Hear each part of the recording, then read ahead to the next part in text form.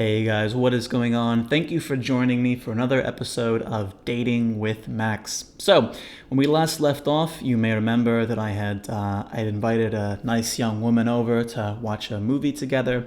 And how did that go? You may be wondering. Well, basically after that movie, we got to talking, and she was talking about how much she loved Pure Data and how great she thought it was that there was an open source visual programming language, and how cool it was that you could do things like, use libpd to export PD to all these targets. And, I felt I had to say something. I said what I thought was very respectfully that, there was value in commercial software, especially when that commercial quality was able to, recruit more resources and ultimately lead to a better designed and better documented tool. And she said some very hurtful things, including that I was a better documented tool, and packed her things and left. Which, it's how it goes. It's life. It happens.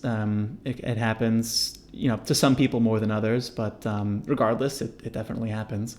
And when it does, people say things to you. They say things like, oh, don't worry, life goes on, and there's plenty of fish in the sea, which is a turn of phrase that I've always found very confusing. I mean, what fish are we talking about exactly? Are we talking about tuna, bluefish, rays, skates, lampreys, hagfish? If you think for 1 second that I'm going to take the fucking G train all the way down to Red Hook so I can get a whiskey with a hagfish, I mean, listen, man, there's desperate and then there's desperate. That's all I'm going to say about that. But there must be some wisdom in this phrase, because people have been saying it so often and for so long. So I feel like it's something that I want to understand. So what we're going to do is we're going to build a plenty of fish in the sea simulator. I want to immerse myself in this sea of fish, and then maybe from that perspective, I'll start to understand what people mean when they use this very bizarre expression. So this whole thing has 3 parts, or this video is going to be in 3 parts. Part 1, we're going to get fish. Actually, we're going to get a fish. We'll worry later about getting more than 1 fish. How do you make... There we go. So part 1, fish. Part 2, sea. And then part 3, we're going to increase the fish to sea ratio until we have plenty of fish in that sea. So let's focus for now on part 1, getting a fish. To do this, we're going to use a tool that we had never used before in this series. We're going to use a little something called Node.js. You may have heard of Node.js.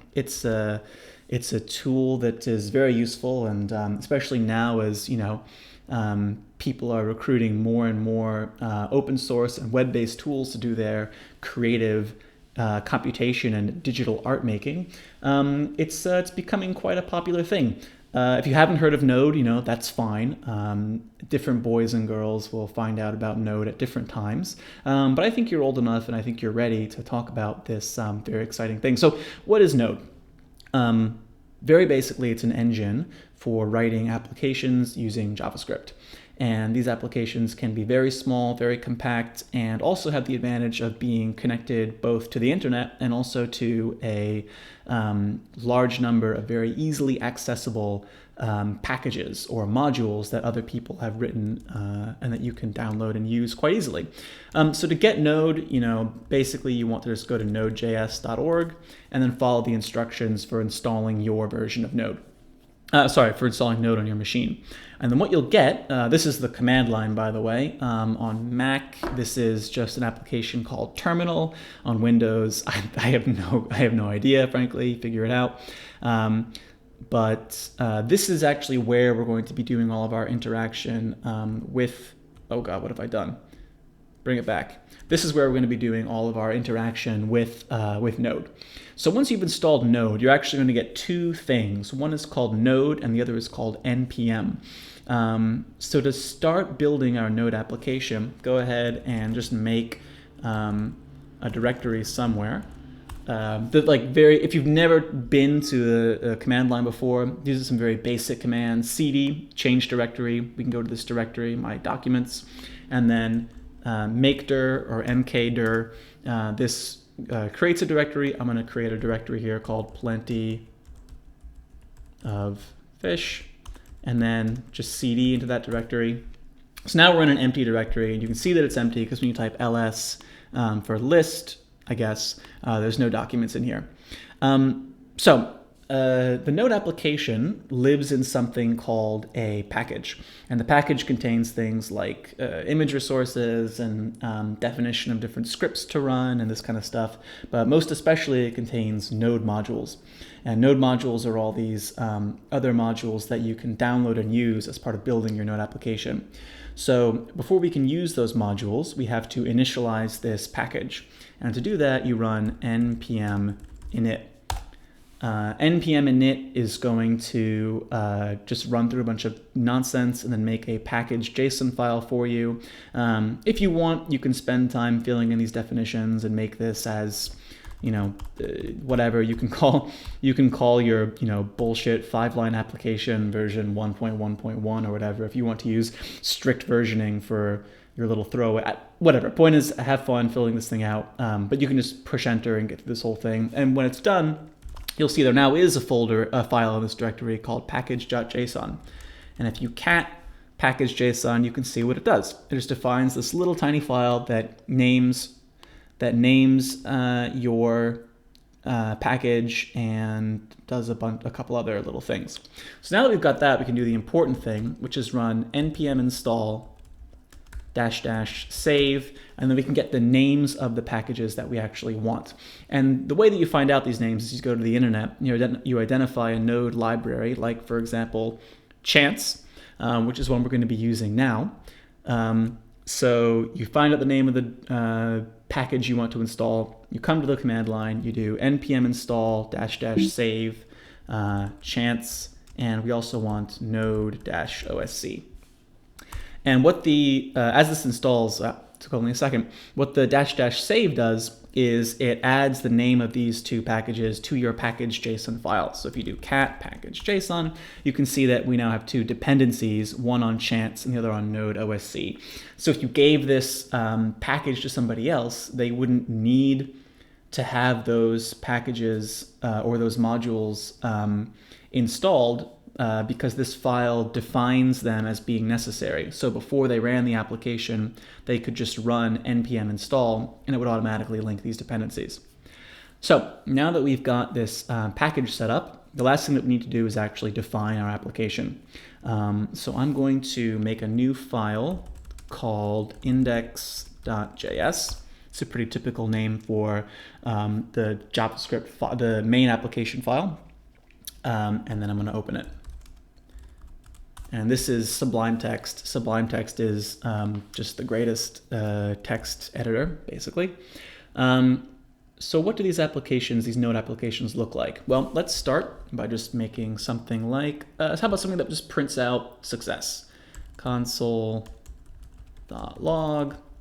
success. Save this and then come back to the command line. And then to actually run the application, what you do is you type node index.js. As you can see, this just prints out the line success and the application exits. So Node is the engine. What Node does is it enters your application at this file that you pass as the first argument, loads it, and then runs it. And in this case, all it does is print something out, it gets to the end of the program, and it returns. And that's it. I mean, that's part of the thing that's so nice about this whole Node thing, is that these applications can be very small and very confined. And they're really inexpensive to just, not only to write, but also to run. But we can do something a bit more interesting than this. Let's try using this chance module that we've installed. So I'm gonna go ahead and on this first line here, do var chance equals require chance. And I used a single quote here and double quotes down here. And you should know that cool people use single quotes. So let's just use single quotes as much as possible so that we can be cool. So what does this do? This declares a new variable called chance, and this require chance here loads the module called chance into this variable, also called chance. Next thing we got to do with this chance library is do var chance. Let's call this my chance, just so it doesn't get super confusing, equals new chance. And this creates a new chance object or instance that we can actually call methods on. The way that I know that you have to do this is by actually looking at the documentation for this chance object, or rather this chance library. Yeah, see here, my chance equals new chance. Obviously, there's going to be some difference between different modules and how they run. You got to read the documentation to figure out how to actually use them. So anyway, back in this application, my chance is new chance, and now we can just do var random name equals my chance dot name, and then rather than print out success, let's print out random name. Come back to the terminal and run node index.js again. And look at that, it prints out a random name, Mabel Perry. This is the really nice thing about, this is the thing that chance does that's cool, is it has lots of utilities for doing random stuff, random UUIDs, random paragraphs? How does that work? My chance dot paragraph. I didn't save it. Let's try that again. Okay, well, I guess that's technically a random paragraph, but it's not exactly built out of random words, is it? Unless, it is kind of spell sounds. No, maybe not.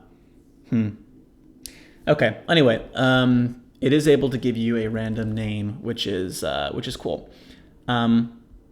So the thing that this name will also let you do, if we take a quick look at the documentation over here for name, is you can also pass in a nationality and a gender. So we could come into our code here, and what I've done here is this bracket, this brace rather, creates, it's a literal definition of an object.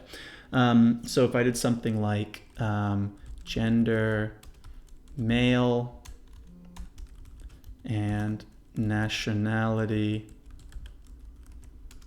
well, let's leave off nationality for now. So gender male, this will make it so that when we run this application, Danny Colon, Herbert Burgess, Norman Cross, Sam Scott, Ivan Gordon, Sam Scott, great name, great first name, decent last name. You can see these are all male names, and this is passing a dictionary basically of options to a JavaScript function like this is a very common thing. It's not too different from when in Max you do something like, Metro at active 1 at defer 1 at auto start time, Christmas. These are keys and they have values, and that's exactly what's going on here in JavaScript. You've got a key and then a value, and the name function will take all those keys and values and use them to generate the name. So this is where you can. I'm going to use specifically female here in my fish generator to use a slightly awkward and potentially sexist choice of words. But if you prefer men, you can use male here. If you happen to only be attracted to Italians, you can pass it here for the nationality.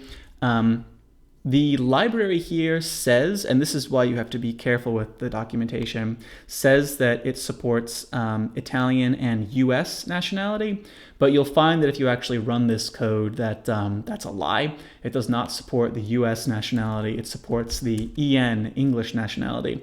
So this will generate English female names, which is my preferred gender and my most common, the nationality that is my milieu, I guess. Cool. So this is fine. This is printing out random names. That's, that's great, I guess. That'll at least keep us distracted from thinking about the real people that we could potentially be meeting. But how do we get these names back into Max? Well, that's where OSC comes in. And that's why we installed this Node OSC library before. So on a new line here, I'm going to do var OSC equals require node OSC. And then the way that the OSC module works is it lets you define clients and servers. Clients send OSC from the Node application, and servers receive messages into the Node application. So under all this, under this definition of my chance, I'm also going to do var client equals new OSC.client with a capital C. And I'm going to pass two things, a host name and a port. So the host name is going to be 127.0.0.1, and the port I'm going to make 3334. This 127.0.0.1 is the loopback address, meaning it's the IP address of this computer, and 3334 is just 3 3s and a 4 for the port number. Doesn't really matter. As long as you choose a reasonably high port number, everything will be okay. You can't choose 80 or 22, for example, because these are used for other things. And then to actually send a message using this client. So rather than printing out the random name here, well, actually, let's print it out and let's do client.send. First argument is the address to send it to. Let's send it to /name, and then let's send the random name. So then in Max, we could do something like UDP receive requires a port 3334. And then let's just look at the message once it comes out. So Max is ready to receive. Let's run the application one more time. It prints out Francis Warren. And here in Max, you can see we've received name Francis Warren. And usually what you would do in Max is something like route/name and connect this up down here. So that, if you wanted to send Addie Rogers is another. So if you wanted to send different messages to Max by using different addresses here, you could route them all differently. So now if you come back to the command line, you'll notice that the application hasn't quit and we're still waiting for new input. It hasn't returned us to the command prompt. That's because creating a client here in the Node application it prevents the application from exiting. So if you're in this state with a Node application, you can always push Control-C, and that will send this kill signal to actually stop the application from running. So we're almost there to our procedural fish generator. We just need some way to get messages from Max to this Node application so that we can generate names whenever we want them. And for that, I'm going to make a var server equals new OSC.server. Server takes also two arguments. First the port, I'm going to make it 3333, and then 0.0.0.0 for the server. This means that this server can receive messages from any host. Although maybe it should be localhost, but we'll make it any host for the time being. And then finally, to actually receive messages on the server, we need to define a callback. And listen to events from this server. So the way that we do that is we write server.on. First argument to this is going to be the kind of event that we're listening to. In this case, it's message. So whenever a message comes in, call the function that we're going to pass here as the second argument, function message. So whenever this server gets a message on port 3333, it's going to call this function with the message that it received. So message of 0, the message is going to be a list. The first part is going to be the address. So we'll do if message 0 equals /name. And you may be wondering why we have to use 3 equals here. It's just because JavaScript is a ridiculous language for babies, man-children, and other crazy people. So you have to use 3 equals instead of 2 equals because of reasons. So anyway, if the first element of the message is equal to name, then let's do this. Let's do var random name equals my chance.name, and we'll pass the first argument, gender. We'll pass the first argument, or rather the next element of message as the gender, and then nationality will pass the message to. We'll pass the other element of this, the message list. So if we do, for example, name, male, it, we'll get Italian names here. And then finally, we just do client.send name, random name. I'm going to delete all this. And then finally here, whenever we run this application, I'll print console.log, listening on port, and then we'll pass, what is it listening on? 3333. And we'll also do sending to port 3334. Sweet. Save this, come back to the command line, run it. It doesn't crash, that's amazing. And now, in addition to this UDP receive, we can make a UDP send to 3333. Also needs the host name, so we'll do localhost. Localhost and 127.0.0.1 mean the same thing. And then we'll just do /name, female n, to give us English female names. And now push this button, and oh my God, would you look at that. Every time we push this button, let's walk through it one more time just for fun. We push this button, the message /name female n goes to localhost on port 3333. Our Node application is, we've declared a server that listens on port 3333 for messages. We've also attached an event listener that whenever our server gets a message, this function gets called. The function will, if the first part of the message is /name, it will generate a new name given the gender and nationality that we pass in. And then finally, it will send from the client that random name to port 3334. Back in Max, 3334 gets routed through the /name object, and we get nice names like Emma Foster. Emma Foster sounds like a nice, I think Emma Foster maybe majored in political science, and she's now working at a nonprofit in the meatpacking district. Letty Gilbert is she's a dancer, and she reads amateur poetry at a hackerspace and collective workspace in Bushwick. Rosalie Myers works in finance and only wears denim and black. And Little, I don't know. That could be anybody. That could really be. She's really sort of a maverick, and even her closest friends don't understand her.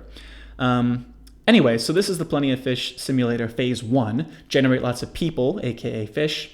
In parts 2 and 3, we'll get to the other bits of it. But for now, I hope that was a useful little tour for you through Node, this perhaps misunderstood but ultimately extremely powerful tool in your Max and creative coding arsenal. So thanks for watching, and I'll see you guys soon in part 2.